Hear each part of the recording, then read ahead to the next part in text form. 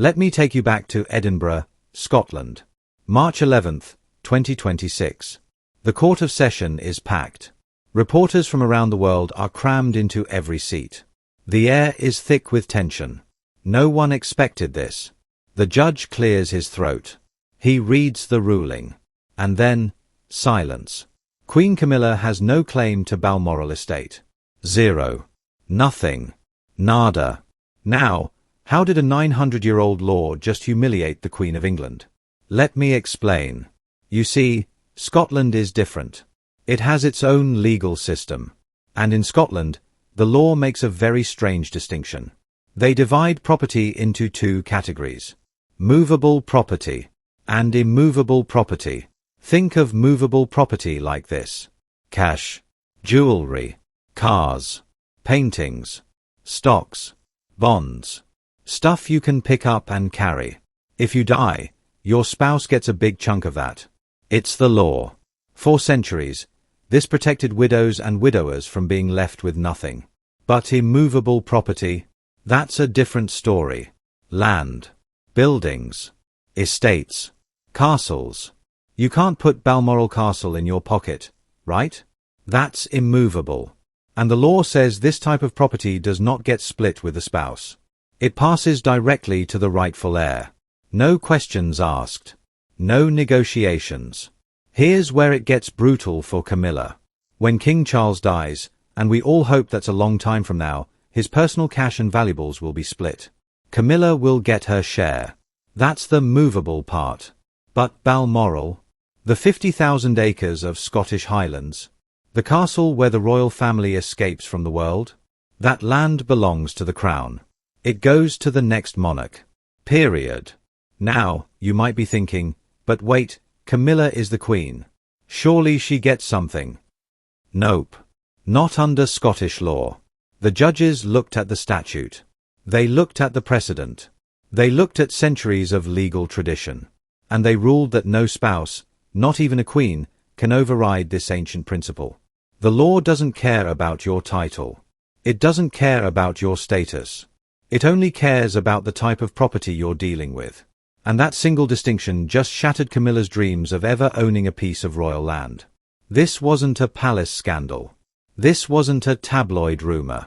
This was a cold, hard legal verdict delivered by the highest court in Scotland. It was humiliating. It was public. And it was completely irreversible. The royal family's legal team was blindsided. According to insiders, they spent weeks trying to find a loophole. They hired Scotland's top property lawyers. They reviewed every trust document, every deed, every clause. They found nothing.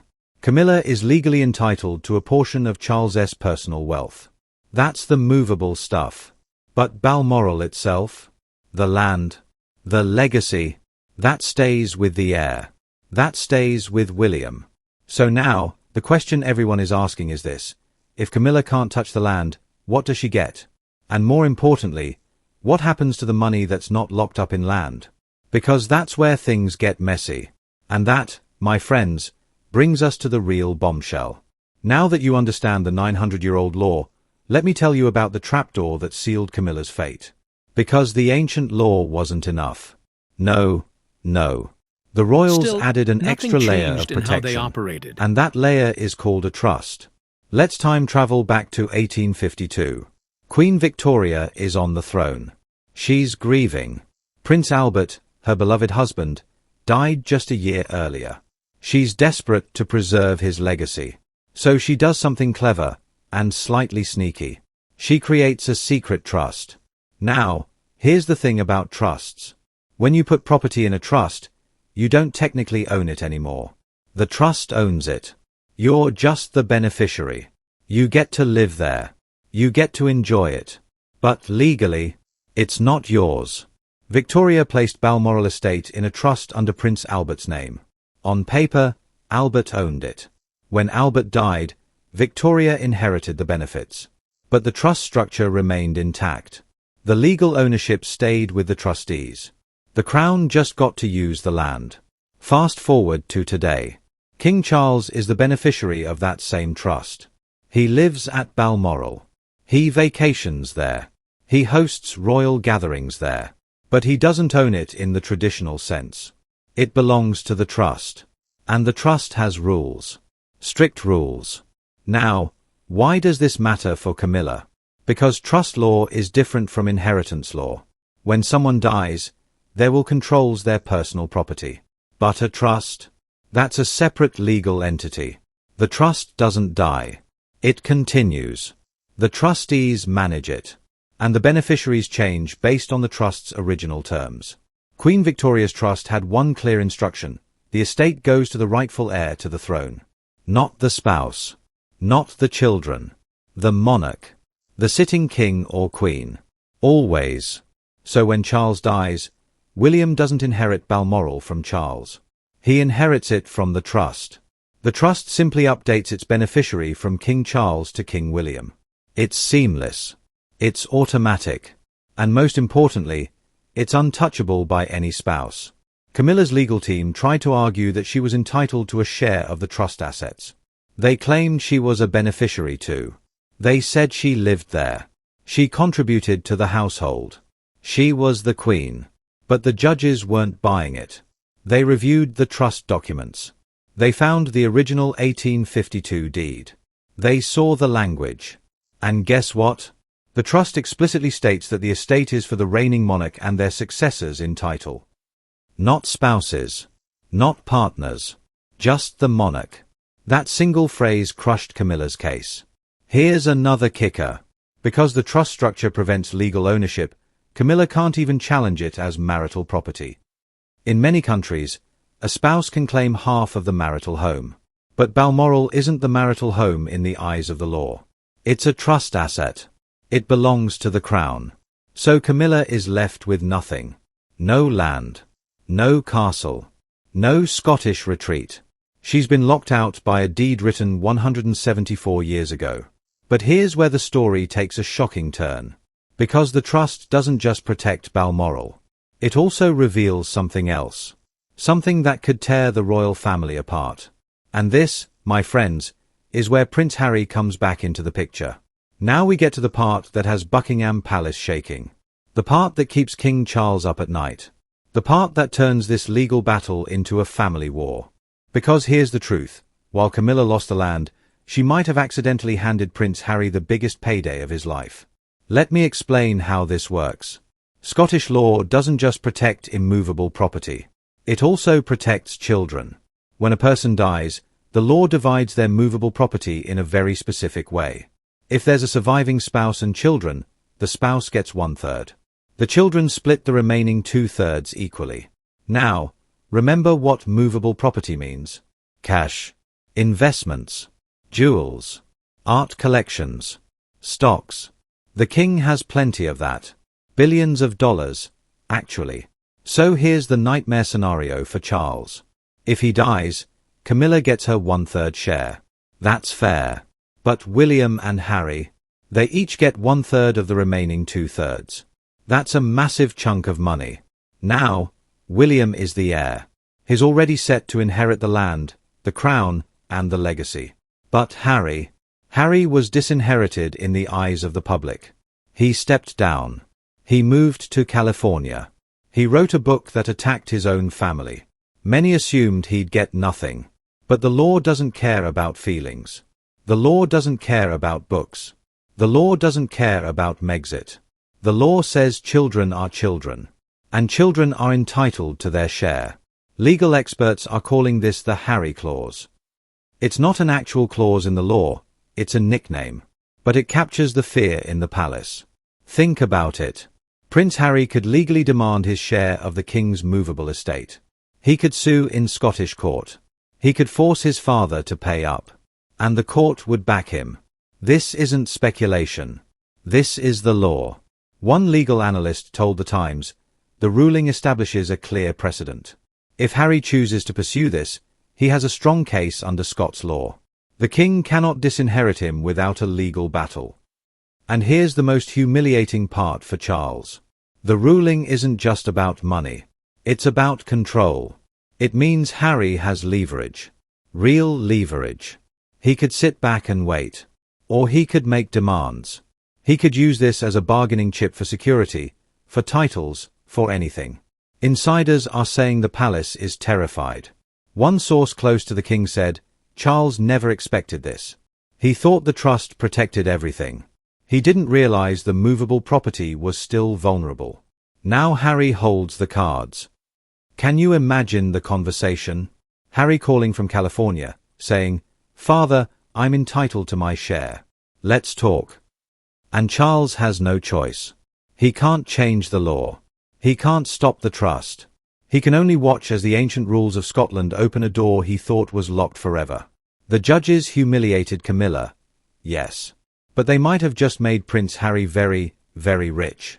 So what happens next? Does Harry make a move? Does he stay silent? And what does this mean for William, who suddenly has to share his inheritance with the brother he barely speaks to? The answers are coming.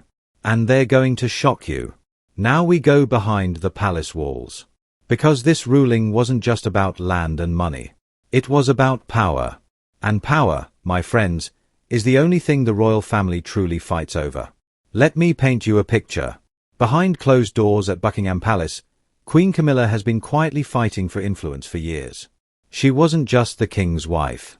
She wanted to be the king's partner in every sense of the word, including control over the royal estate.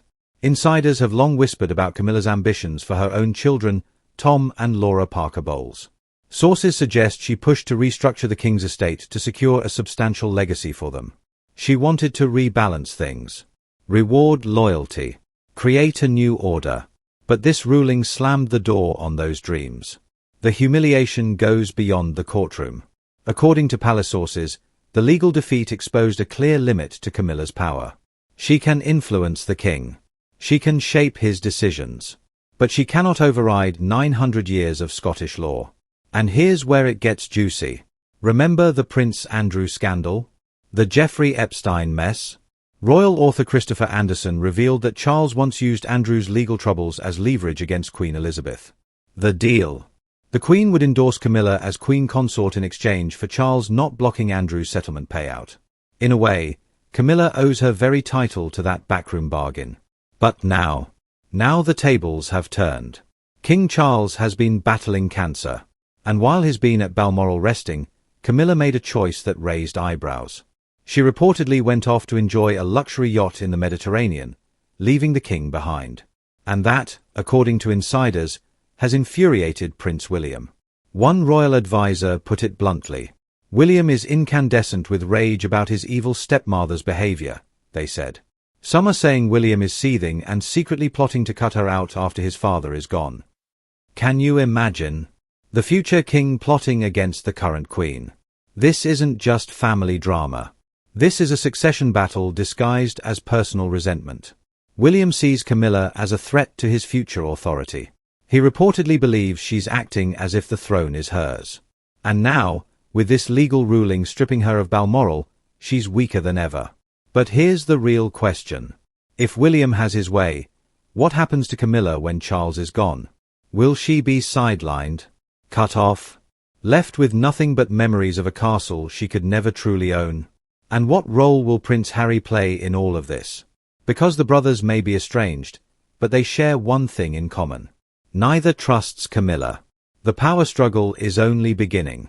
And the next chapter? It might just tear the royal family apart for good. The courtroom drama is over. The judges have spoken. Camilla has zero claim. But the real question remains, what actually happens to Balmoral now? Let's start with the money. Because running a 50,000-acre estate isn't cheap. Balmoral costs around £3 million every single year to maintain. That's $3.8 million. More than £1 million of that goes straight to wages for over 100 staff members. They look after 140 miles of roads and tracks. They maintain 150 buildings. They keep the castle running. And where does that money come from? Currently, about 75,000 tourists visit Balmoral each year. That brings in around £500,000 in ticket sales. But that only covers a fraction of the costs. The rest comes from the king's private income. And guess what? Charles just became the first British monarch to publicly reveal his tax payments, £12.9 million in the 2024-25 financial year alone. That's transparency the public has never seen before. But here's where it gets interesting. King Charles has been quietly opening Balmoral to the public in ways his mother never did. For the first time in 176 years, visitors can now tour the interior of Balmoral Castle, not just the grounds. Private tours cost between £75 and £100 per ticket. That's a huge jump from the old £17.50 price tag for the ballroom tour. He even submitted plans to convert the Queen's building into a wedding venue. Why? Because Charles is a businessman at heart. He knows Balmoral needs to pay for itself. Royal experts say Charles has no great affection for Balmoral. He prefers Birkhall, his grandmother's cosy cottage on the estate, where he and Camilla honeymooned. Insiders suggest William and Kate will eventually take over Birkhall as their Scottish base, giving the future king a stronger presence in Scotland. Tamanagar, the three-bedroom cottage bequeathed to William by the Queen Mother, is already their private retreat on the estate. Now here's the financial bombshell. When Charles dies, William inherits Balmoral tax-free. That's the result of a 1993 ruling under John Major's government that exempts sovereign-to-sovereign inheritance. While other royals like Zara Tindall face new 20% inheritance taxes on farm estates, William gets a pass. He's also been paying over £7.7 million a year in tax on his Duchy of Cornwall income. But the legal battle isn't over. The SNP is now considering a motion to change Scots law. They want to abolish the 900-year-old distinction between movable and immovable property. If that happens, the whole game changes. William and Harry would both have legal claims to Balmoral. Camilla too. The SNP proposal would give equal succession rights to land, meaning farms and estates could be broken up and sold off. One thing is certain. Balmoral is changing. More public access. More commercial events. A new era of transparency. And as William quietly steps into his future role, the estate is slowly shifting from Charles's hands to his. The ruling humiliated Camilla. It empowered Harry. But for William, it just secured his inheritance. And that, my friends, is exactly how the crown was designed to work.